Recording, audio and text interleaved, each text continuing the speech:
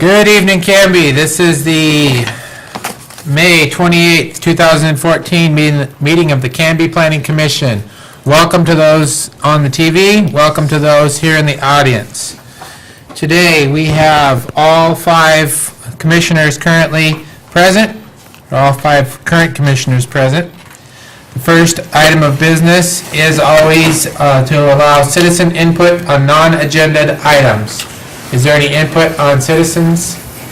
Okay, there is not input on non-agenda items. So we will next move to item number 3 on our agenda, which is the consideration of approval of the Planning Commission minutes of April 28th, 2014. Have all planning commissioners had a chance to review those minutes? Yes. Is there any discussion about the contents of those minutes, or is there a motion to approve them? Mr. Chair, I move that we approve the minutes of the last meeting. Is there a second? I'll second that. There's been a second. Is there any discussion on the motion to approve those minutes? Not seeing any discussion. All those in favor of approving the minutes signify by saying aye. Aye. Any opposed? No, all 5 were ayes. The minutes are approved. Okay. We have, the next item of business will be the continued public hearing from the April 28th meeting, in which we had just some printing issues, and we've resolved those. We have the full copy of the text amendments in front of us and in our packet from this month. Thank you to the staff. So with that, let's continue that. I'm not going to reread any statements because we are just continued. Angie, I think you were handling all Sure. this, right? Can you? Brian will have some comments too, but, so we've had a couple printing issues. Did you get the latest, greatest before you on the dais there and that we emailed yesterday? Does everybody get the latest corrections on those 3 pages? Okay. Yeah, the page numbers they replaced are on the bottom right there for anybody that's still shuffling through. So I won't go through the introduction again. Let's just start going through them one by one. Starting with the, we did get one comment in an email form, and we also had the McCormick property representatives stop by to the office today, and we asked them to put their comments in writing there. They were willing to come to the meeting too, but we let them, we said that they could probably save their Wednesday night and just submit the written comments to you, and we'll relay them what they said, and it mainly pertains to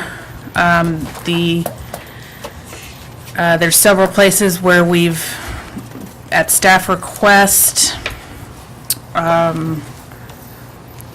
put some tighter screening requirements for outdoor storage and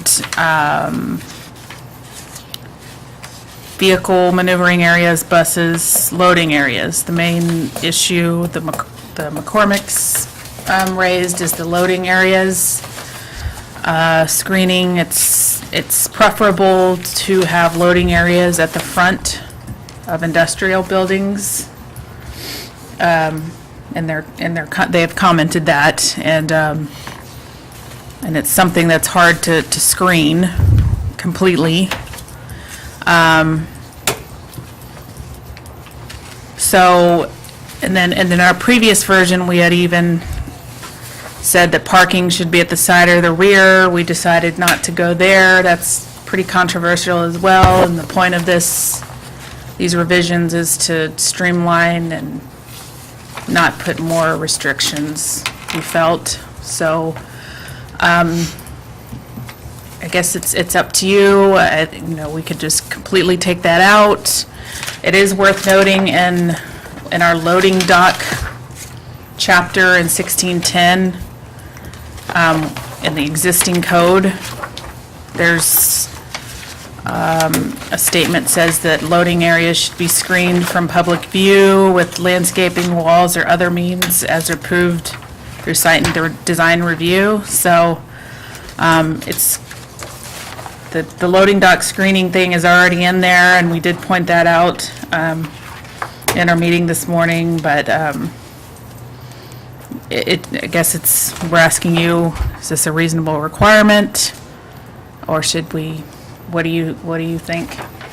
It was just something that was proposed by some of our staff members, and we put it in there. So I think that we were addressing some concerns about existing outdoor storage that isn't screened, and existing bus parking areas that aren't screened. So I can keep going, or you can stop here and make comments. Why don't we, I have a question, maybe what else, or any question. Now, on the paragraph that we've inserted in various places that sort of covers this, we talk about, should be screened from view by a site blocking fence, landscaping, or berm. So to me, they've got 3 options there. Does the landscaping, like, next question would be, would the landscaping have to screen Yeah. it from view also? Or is this just something that makes it a little bit more attractive? If they had an attractive front, grassy knoll in front of their building, but it wasn't screened from view. And I think So our that's enough. landscaping section already says that you'll have landscaping at the front, and we have trees requirements at the front. So we kind of already have a landscaping requirement. I guess what is screened, I guess, is also the question. How screened, completely can't see it, or, just landscaping in front. And if it's just landscaping in front, then I think, kind of already have that. I Go ahead. think what's made them, the McCormicks who own, developed the Trend Business Center in the industrial park, recently, Planning Commission approved that Building C, and they've got another building that's planned that would front down on 4th Avenue, and that particular building shows loading areas right in the front of the building adjacent to 4th Avenue. And then they have other property in the industrial park, and it makes them nervous when they see choices that they're trying to market right now that might not be allowed by what the code says. And when the code says shall be screened, how much wiggle room is there going to be? And of course, there has been interpretations made by the Planning Commission that can either be strict, or that can say, oh, there's a tree in front of it, that's screening. Or is screening, 100% you can't see it from the street? And obviously, to do that, you'd almost have to have a screened fence. And you can imagine how ridiculous that would be for all of our industrial properties in Pioneer Park to have a fence across the front of the property, because they chose to do it as building design that has front-loading docks. And I had never really thought about that. I always think of loading docks around the side or the back. Had never thought that the trend now is actually in the front for many types of businesses. And so that's something they think that you just expect to see in an industrial park, probably not in a commercial area. But, some type of landscaping might be possible, but they are definitely against the idea of screening a loading area from a public road. They're okay with screening it from an adjacent residential area, or screening storage, outdoor storage areas. They had no problem with that. It was the loading docks that were the issue. A question for the other commissioners, maybe a little mini discussion point here before we get back to the staff report.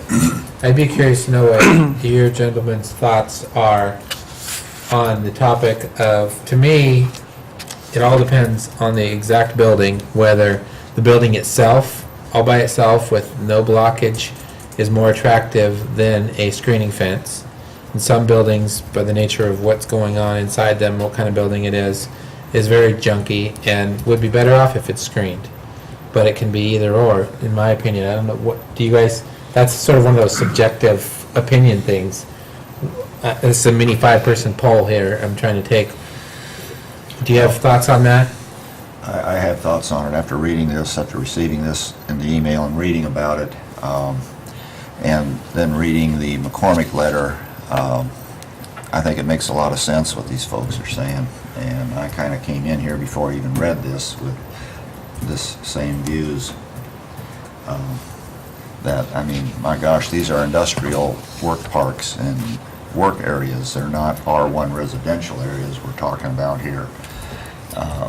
Yeah, I certainly concur with a storage area being screened to some degree, or as mostly as possible, because those can get junky on some businesses.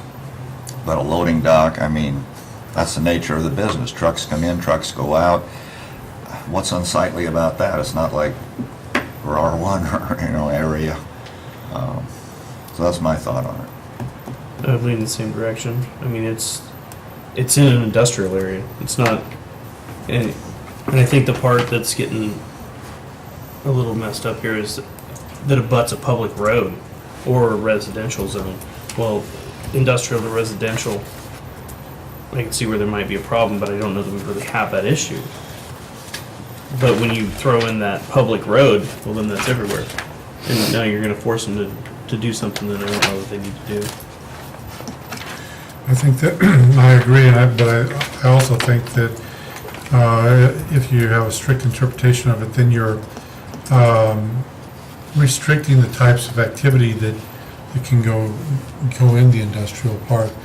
Trucks are bigger, and I know that in my business in Portland, we have 3 loading docks, and certain trucks can only use one of our loading docks. That's why we have 3. So I think that it allows more flexibility in the type of business that goes in there, and as long as the flexibility is, we're allowed the flexibility in the code, then I think that I agree with Mr. Serlin and Hensley. Yeah, I don't think there's any problem with loading up front. I'd rather see the loading docks than an old beat-up fence after 10 years. Okay, let's continue on with the staff report. We can think Okay. about that if we want to make any changes to the, later on when we get Okay. to voting. Turning on to page 10 is the same wording, so I think whatever wording you decide on, it'll be changed there too. Page 12, same thing.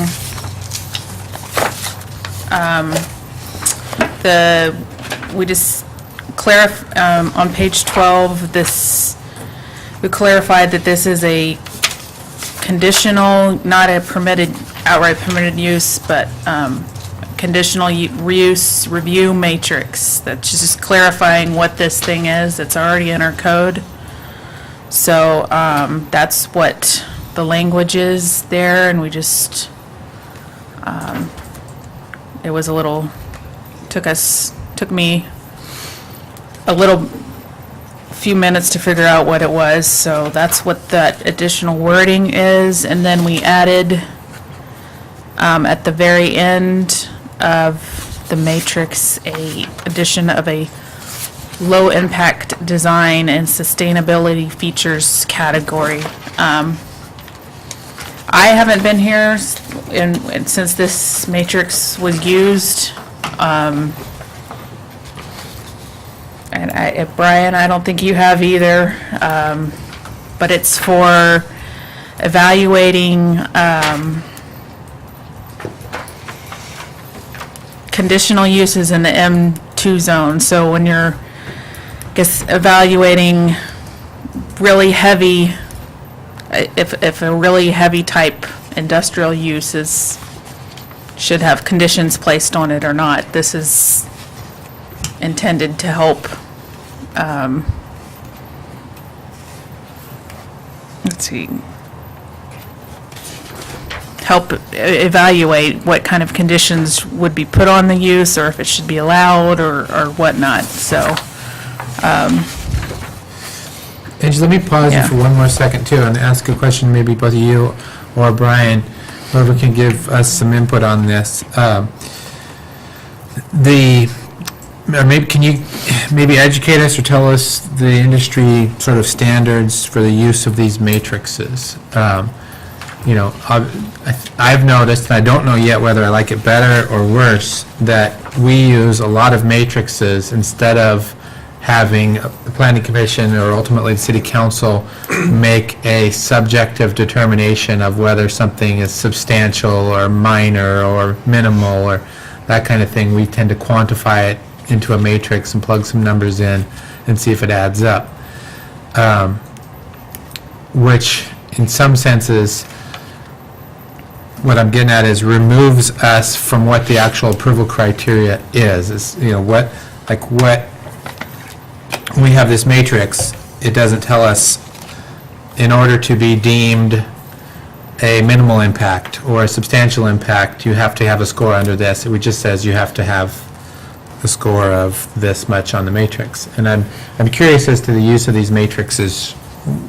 We use them, seems like a lot, and is that why, and what, and is it because they get appealed less? It takes some of the subjectivity out of things, or? I've heard various answers, and right now I don't remember all of the answers that I've heard because I've asked the same questions when I came and saw this code and saw these matrices. And they're supposed to provide, number one, more flexibility to the developers so that they don't have to meet absolute strict requirements, but that they have some alternatives in what they have to provide. So they were intended to produce better quality development, but not dictate exactly what it had to look like. As long as you could accumulate a certain level of points, then you had a better quality development that could pass. But we didn't say you had to have a rooftop garden, or you had to use a low-impact swale for your drainage, or that you had to use permeable pavement in part of your parking lot. But it said what kind of things we consider to be desirable for quality development, put them in a matrix, and the more you use, the more likely you're going to meet the points and get approved. Because the alternative is to prescribe exactly what each one has to have. And so that's where the flexibility. So that's the best explanation that I've had is why they've used these matrices, so that we aren't absolutely prescribing what you have to be, but that we want to move towards a quality development. These are the features that usually lead to a better quality development. And it was pretty hard to come up with some of those choices in these matrices. There were planning consultants that developed these codes, and I remember hours of debating what should be in them and what shouldn't, and hours trying to say, well, we can't think of anything to put in it that would be an incentive towards a quality development.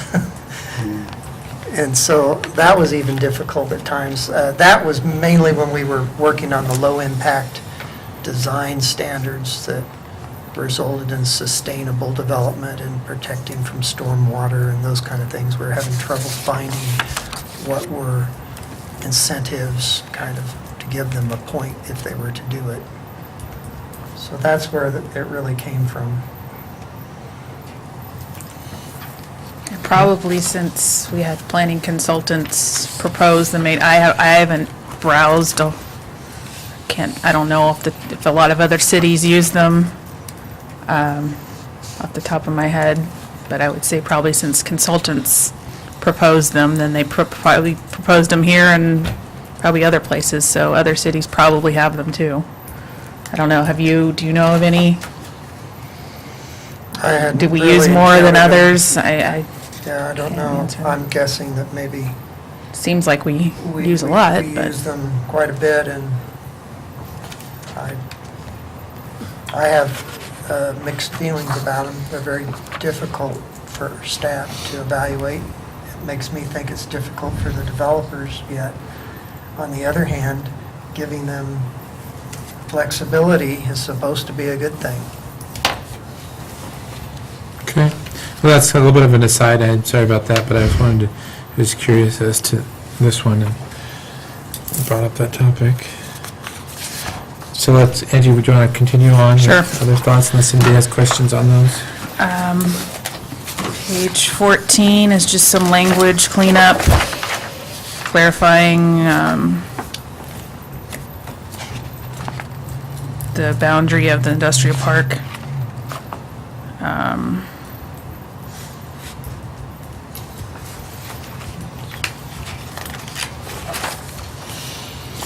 And page 16 is another area we got some comments from this morning.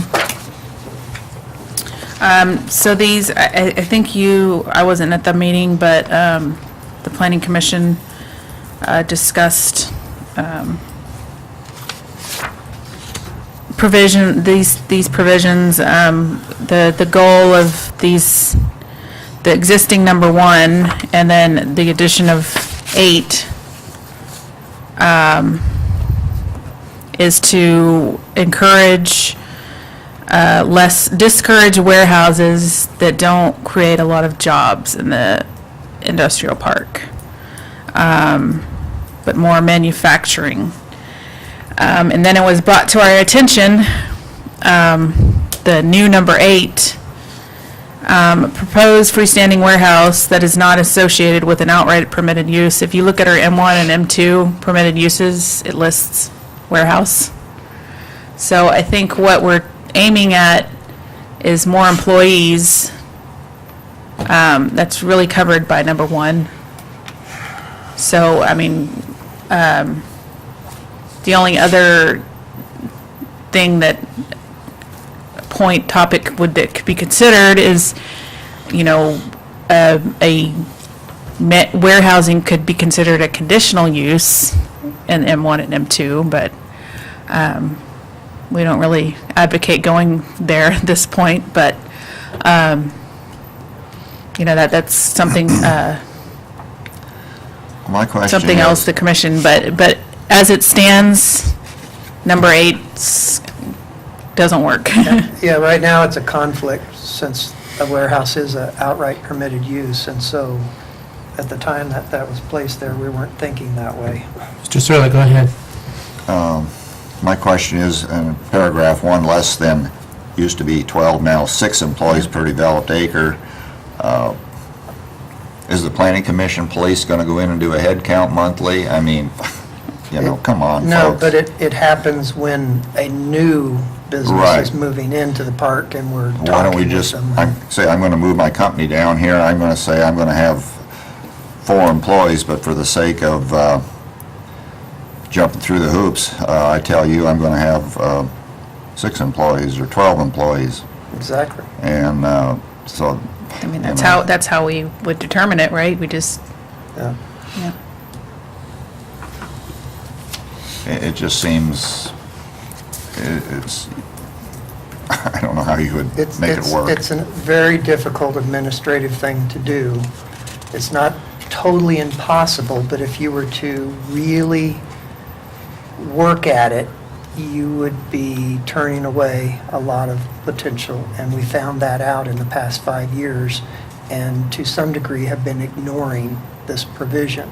That's why we proposed to lower it so that it wouldn't be such a high standard. And that provision was discussed a lot when this ordinance was created by the city council, and they felt it was important to have such a standard so that we didn't get big, empty, huge acre-size buildings in the industrial park that had a handful of employees. They wanted employee-intensive type activities and buildings, and so that's why they put this minimum. The McCormicks thought that this was a great provision to have. They also totally agreed that it was too high of a standard, and that if we lowered it, we wouldn't have to worry about turning so many away if we had a strict interpretation for it. So did they think that it was great because we lowered it? Or did they think that it was They great think because it's it was both. there in the first place? They thought it was great that it was there, and they also thought it was too high of a standard, and lowering it was a good idea. So they support keeping it, but a lower amount was a good idea. And that's the conclusion staff came to after working with it for 5 years. The economic development manager, Renata, actually would be happy with potentially doing away with it, but she's respecting the original drafters of this code and what they were trying to achieve in the industrial park. And the McCormicks were supporting that idea too, that they don't think we need number 8 at all. That's a problem, because every business has warehouses, and it's possible that you might have a standalone warehouse that comes in. But if you also have this provision number 1, then you could at least evaluate the type of freestanding warehouse that's going in and say, oh, well, you're not employee intensive enough. You don't meet the 6 employees per acre. So no, you're not allowed, even though otherwise you would be. I mean, that's how it will work. So there still is a possibility certain warehouses would not meet muster because of number 1. Okay, let's continue on. And then number 7, I think by crossing out the or more than 3,000 square feet makes that a little more permissive, if I'm correct? Okay. And that was originally put in there to encourage industrial and not retail in the M1 and M2. And I don't know, was there any more discussions of why removing the or more than 3,000 square feet? I think the thought was 15% was a good enough standard to limit retail in the industrial area. Okay.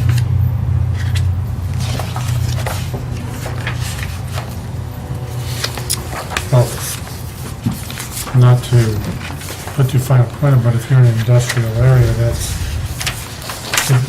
to me, that would indicate that retail wouldn't be a permitted use in any event. I mean, retail, you have areas that are that are for retail.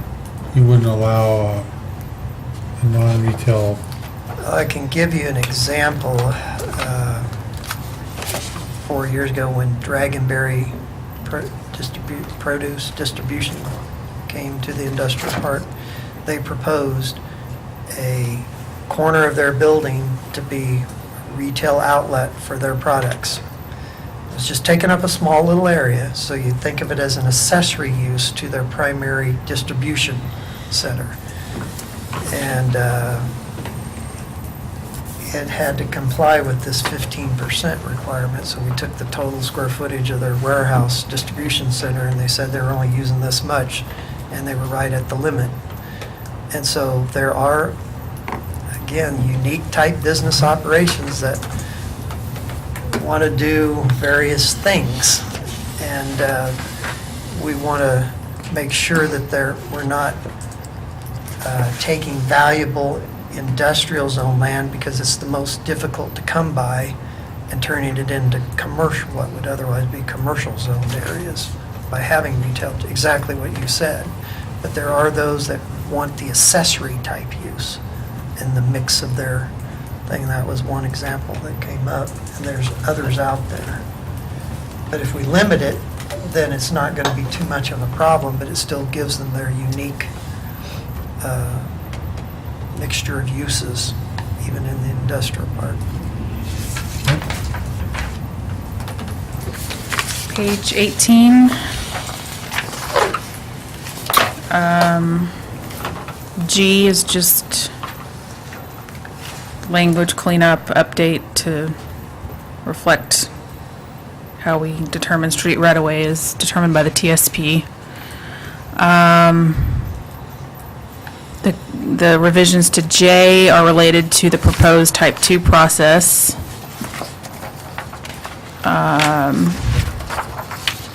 M revisions is to accommodate those who want to use drought-tolerant plants. I think this is another issue that came up with Dragonberry. So that's just intended to be, accommodate more types of proposals. And under 1635060A, or that's just a grammatical correction there, referring to the correct section. Moving on to the matrix, it looks like a lot of revisions, but it's nothing really too much different. In the first parking section, the landscaping, the trees is just clarifying the requirement that that's there today. So that took a while for staff to figure out what it was saying, so hopefully by adding some words there, it's clearer what the requirement is. Under transportation, let's see, street alignments, there's not really, made the comment, there's not really any streets left to build in the overlay zone. So that's really not applicable anymore. The second pedestrian walkway element, just clarifying, made some revisions there to clarify what the different categories are and point possibilities. Grammatical correction at the bottom, needed to have 2 or more connections. Next page, we lowered the points needed to pass that section because a row was eliminated.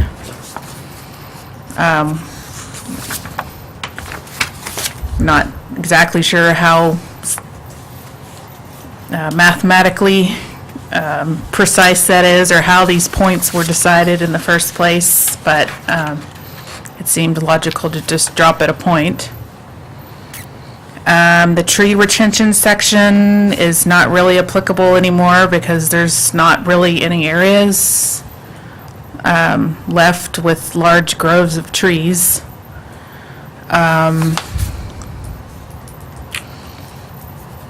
Let's see, the outdoor amenity section, just hopefully that's more concise language there. The last one, the way it was worded before, it was really trying to say that landscaping you get points for 100% landscape coverage, which is really not a realistic standard. There's gonna be some areas under trees where, for example, where grass doesn't grow, there's gonna be some bark. So that grass section, that's what's in the general design review matrix in 1649. So that's the same language there. We kind of talked that over with staff and kind of didn't know what to do with that. So that's what we did with it.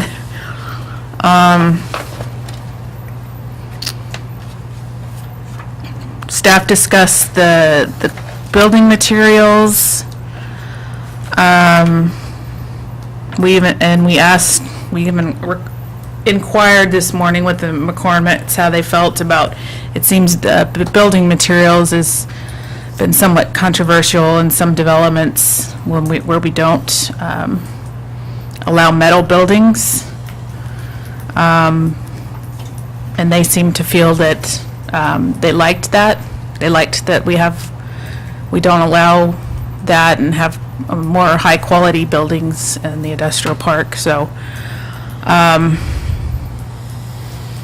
So, any input on building materials is appreciated, but hopefully that just clarifies it, that there. And the low-impact design, we were thinking about putting a section, but at this point, we're proposing not to do this. We were thinking we could just copy the one that's in the design review matrix.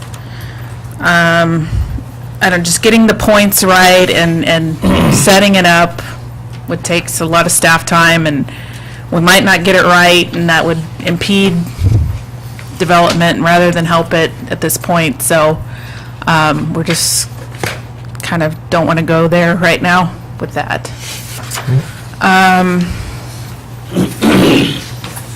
Moving on.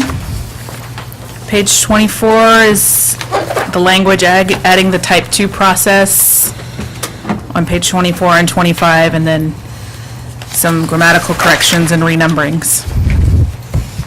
That's it. Okay. Is there any questions for staff? The type 2 process on 24, I did ask the question, I believe Brian responded to the question that I had. I guess my real question is, what is the purpose in this? What's the driver behind this change? Because to me, I don't know that it's going to do what you're asking it to do. It seems to me that it's going to create more work for staff, not less. It's not going to streamline what you guys have going on right now. Well, it goes back to original staff report saying that extending the existing type 2 process procedures already in place for the Canby Downtown Overlay District to the Pioneer Industrial Park will allow projects to be approved by the planning director in lieu of the planning commission, therefore expediting them. And what I think I indicated in the email to you was basically there's the potential of cutting off about 30 days in the process by taking something through the planning director with notice to surrounding property owners and having me take their comments if we get any and trying to incorporate it into a final decision at that level, then bringing it to the planning commission. And Renata has just jumped all over that process, and that it's more important by far to businesses in the industrial park than it would be to commercial businesses in the downtown overlay district to be able to have that reduction in time when they're competing with other locations and cities and countries for these kind of uses. That's just the nature of industrial jobs, is they're shopping around not just other cities, but other states and countries to decide where they're going, and speed and time is of absolute essence for many of them. And so we encountered that when Shimazu was planning to double their manufacturing space from 50,000 to 100,000 square feet. And we were competing, and the governor got involved because he knew we were competing with China or Japan, I can't remember which place it was. And they were sitting there going like this, and anything we could do to expedite it. So we took what is normally a 4-month process and turned it into 30 days. And that's with help from the governor's office that directly came down and worked with staff, and we tried to figure out in our processes how we could make that happen. And so that's what we were guided by, and that idea came out of the visioning process, that we should do whatever we can, especially in the industrial park, to try to expedite and facilitate development in the industrial park. And having this as one other choice means that some projects will be able to take advantage, and that will make a difference to them, and they'll want to try to do it that way. And I indicated to you, I think it'll be less than 50% of them. And we've only had, I'm trying to think if we've had any. Well, we haven't had any in the industrial part, but we've had 2 in the commercial area that have managed to take advantage of it. How much time did it really save them? Again, one of them, it didn't save them any time, but that's because they were struggling with the design standards and didn't propose originally a project that met the design standards and kept wrestling with them. And so that was their own fault, basically. If they would have read the code very closely, they would have known that they couldn't propose an all-metal building. But that's what they were trying to get approved, and so it slowed them down because of that. I do have one question. Did you want to follow up? No, I think I'm good for the moment. I had one question. The curse of an elephant that never forgets. The last time, about 4 months ago, we had this before us. I'd asked the provisions to make sure that we had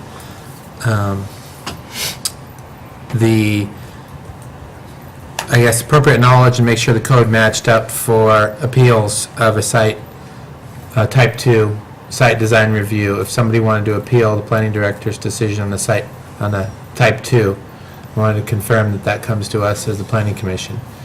I don't think that provision is in our regular planning and zoning title 16. At least I couldn't find it, and I wanted to check that. Can we find that out real quick? And unless I'm just missing which portion of chapter 16 it's in.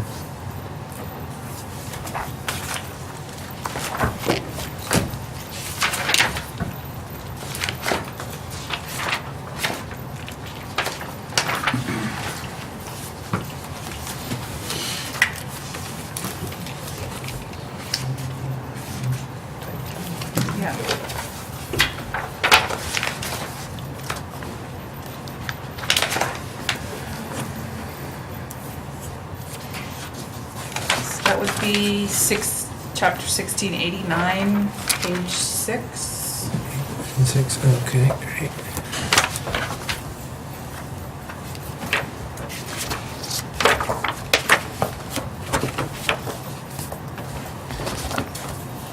Is that what it says? Yeah, it's the appeal. Planning director's decision goes to the planning commission, yes. Okay, great. That's what we wanted. Great, okay. Is there any other questions for staff on the text amendments? Our only audience left 60 seconds before we were going to have any public comment. So, They're gonna miss all the fireworks, aren't they? guess there won't be much public comment. So, then... I did have one further comment on Commissioner Hensley's question about did it really save time. It is interesting that if someone chooses the type 2 process through the planning director and it actually gets appealed, it will be a longer total time that it will take than if they would have gone to the planning commission to start with. But the assumption is that appeals are rare and few between, so that you wouldn't have those very often. But if you did... Applicants are made aware of that? Yeah, right away, we so- talked to them about that, because if it is appealed, it will be a longer process. But also, I like that streamlining possibility of this, because as a land use attorney that deals with this occasionally, I can tell you that usually a developer or an applicant will have a lot less formal and a lot less of the work done if they think they can get it streamlined through a staff approval. And then if they have to go and do a whole public hearing where there may be, or when opposition arises, they will usually be much more thorough and put together much more evidence and spend a lot more money in preparation of their permit because they know there's going to be opposition. If it's something that should just be a cakewalk and non-controversial, they don't have to spend all that money. And in those circumstances, it would be streamlined a lot and be a lot cheaper. like Brian said, certainly it's one more step you'd have to take if it is controversial and it gets appealed. So it could work both ways, I suppose, but very well may be more cost effective in some circumstances.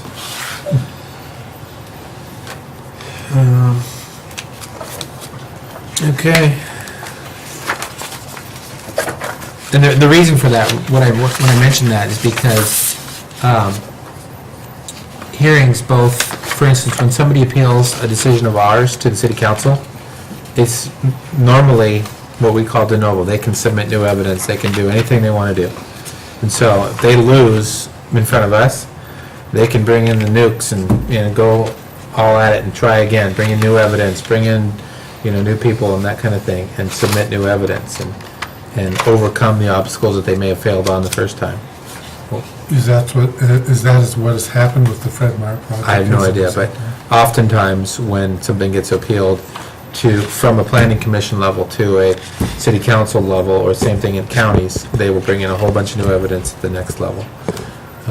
I don't know if they do that at the staff level when people are just talking with you unofficially, if you've noticed that here, but I know that to be a part of what I see, professional attorneys and land use practitioners do. Yeah, Yeah, I think so. okay.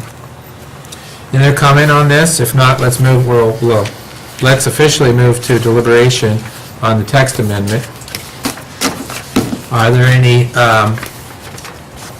motions with regard to the staff's text amendment as it was presented in the packet? I would like us to discuss a little bit further the idea that on page 16, on the number of employees per developed acre, spend a couple minutes discussing the idea to strike that entirely. I support striking it entirely.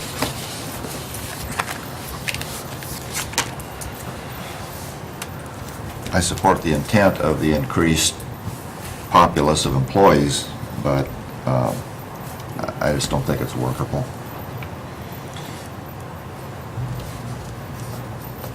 Okay, so the way that, on any of these line item changes, anybody that ends up wanting to make a motion to amend staff's report, do so, and if that passes, we can do those incrementally as we go on little changes, and then we can vote on the entire package at once, however it gets churned out in the sausage machine. So we need to make a motion to approve the whole.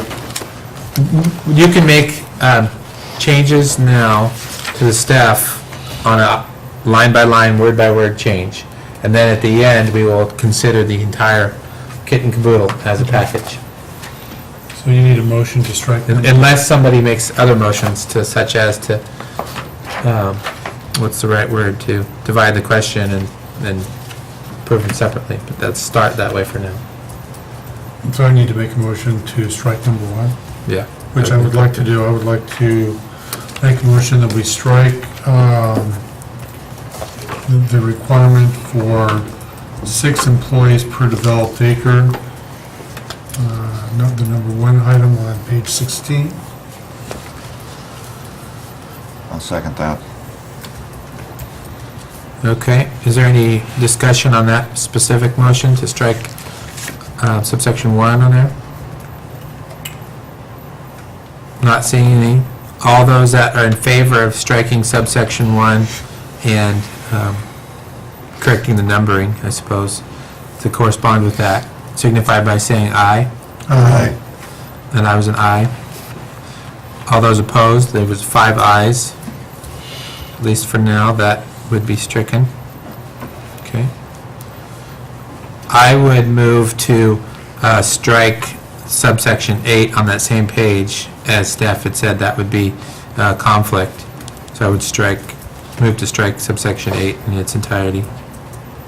I will second that.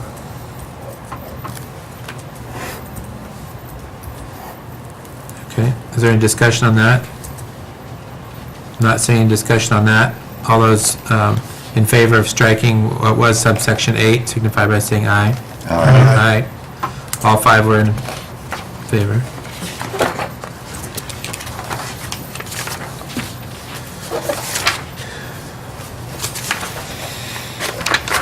I had some suggested language to deal with, maybe we'll discuss this one.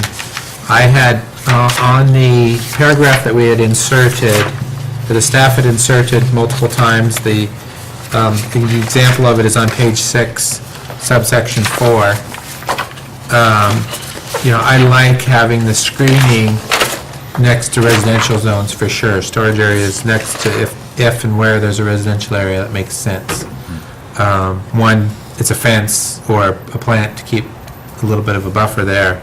But my concept would be just to strike the 6th through 10th words there, public road or a, and then strike the entire second sentence.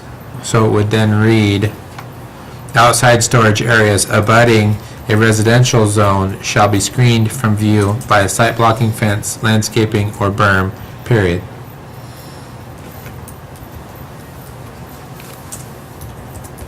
Striking the rest of the And then paragraph. striking the last sentence, which is the second sentence.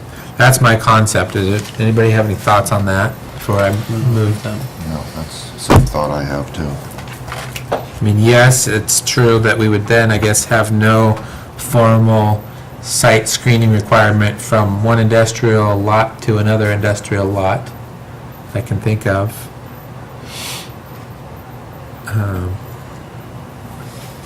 What difference will it make if it's industrial site to industrial site? I mean, one industrial site owner might have a beef when there's no requirement that, you know, Mr. Neighbor industrial site has a nasty, dirty business of some sort that's just unsightly, and they're able to just go in and do it. And neighbor one might, you know, theoretically could have a legitimate beef about that, but I guess that's why we have the matrices built into this too, for such provisions of a nasty, dirty business. I agree. okay. And then I would move to amend the proposed subsection, well, let me read the right provisions so it's on the record.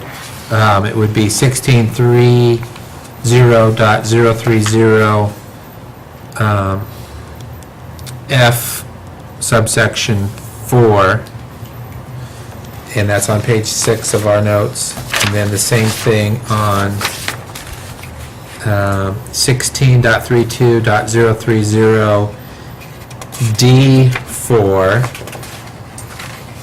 Read the same thing. And then again on 16.34.030 F2, be the same thing.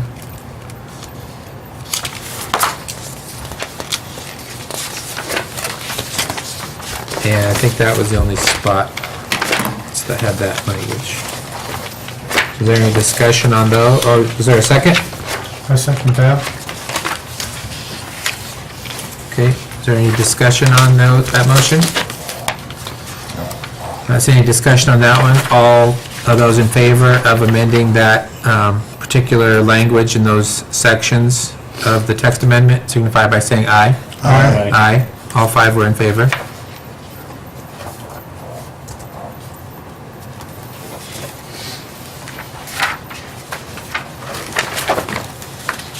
Okay, are there any other proposed changes to the text amendment?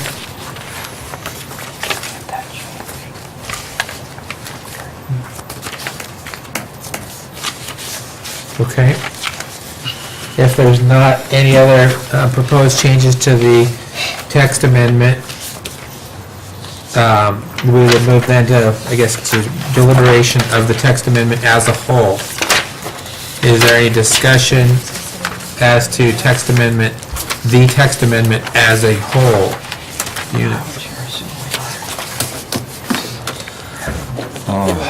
In regard to the McCormick Properties email that they submitted to Angie, have we adequately addressed their concerns? in its entirety.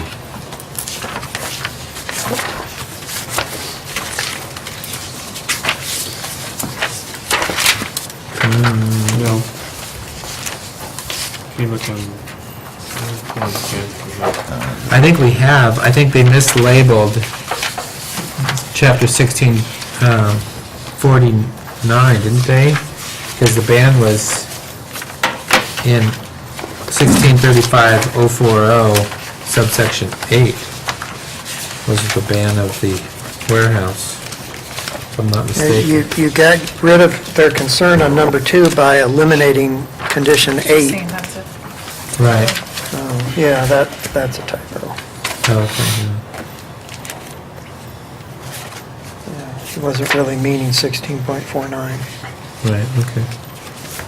So I believe, Mr. Searle, I think the answer is yes. We took out the public road part, and we took out the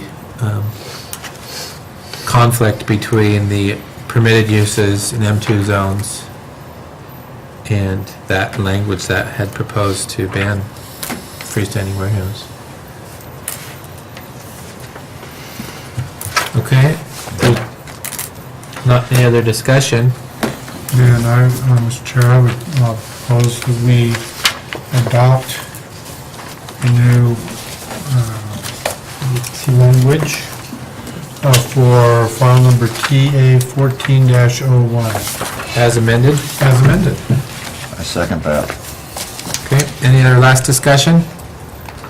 Okay, all those in favor of the text amendment 14.01 as has been amended by the Planning Commission, signify by saying aye. Aye. All those opposed signify by saying nay. Nay. There was 1 in opposition and 4 in approval. Okay.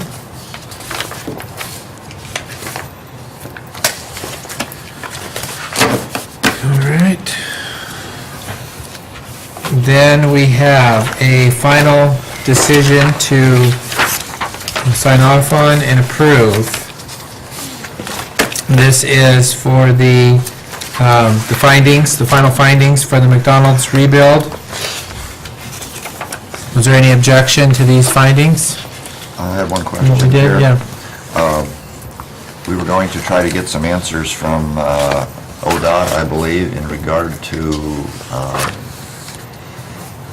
refresh my memory if I'm wrong here, about the driveway sharing between the two businesses. It was, I believe, proposed that we get some answers from ODOT in regard to what could be done to make that a little bit more liberal for the truck access. Right. And what we did was provide that wording in the findings, under the Planning Commission findings, is that they would do that. Right. It hasn't been done yet. It's in their construction approval process and such. We'll see how that comes out in the end, the meat grinder. It's written in here, applicant shall demonstrate to the planning director that they have minimized the impact on the remaining driveway on the adjacent Fisher's property by working with ODOT to maximize the accessibility of the reduced narrow driveway. Is that adequately reflected in there? Is that what you remember? Exactly. Okay. Is there any other questions or issues with regards to any of the findings that were written up on this approval? I mean, we did vote to approve it, obviously. But we can, if the findings don't reflect the reasoning that we had, this is the time we would want to amend those.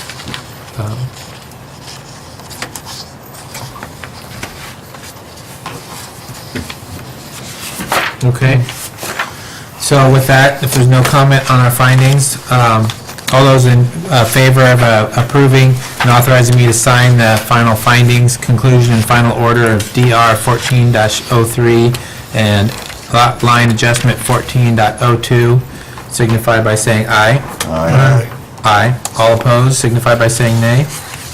Ayes have it. If you could pass that to him for later to sign. Really nice paper there. That's right. See, it's like super secret watermarked with serial numbers inside of it. It's special. Potato chips. Well, special NSA code. Okay, and unfortunately, I skipped over new business before the final decision, so let's go back to new business. Is there any new business? There's nothing in the packet, so and I'm not seeing any Mr. Brown or Ms. Leonard doing any shuffling of papers, so let's go next to other items of interest, staff report general. Our next regularly scheduled meeting's on June 9th, and we're feverishly working to finish the packet this week for that, which includes 2 annexation applications that we're going on the same path together. And that's where the Planning Commission will make a recommendation to the council on those. And then there's also, you've gotten notification of our unveiling. I believe it's on June 4th. There's meetings scheduled for the Open Counter software program that the Economic Development Manager contracted for, and we've been working feverishly for 2.5 months to put the thing together. And so it's kind of an unveiling with the software designer coming up to kind of go through a demo, so to speak, show you the kind of information that we've placed inside that to try to provide additional information to new businesses when they come to town. And then you've also gotten an invite to the June 9th Sequoia Parkway grand opening, extension down to 13th Avenue at 10 a.m. on Monday, June 9th. I have my Firebird there, Okay, That's all I had. assuming I can get out of my driveway. Juniper's pretty tore up right Yeah. now. any planning commissioner items of interest?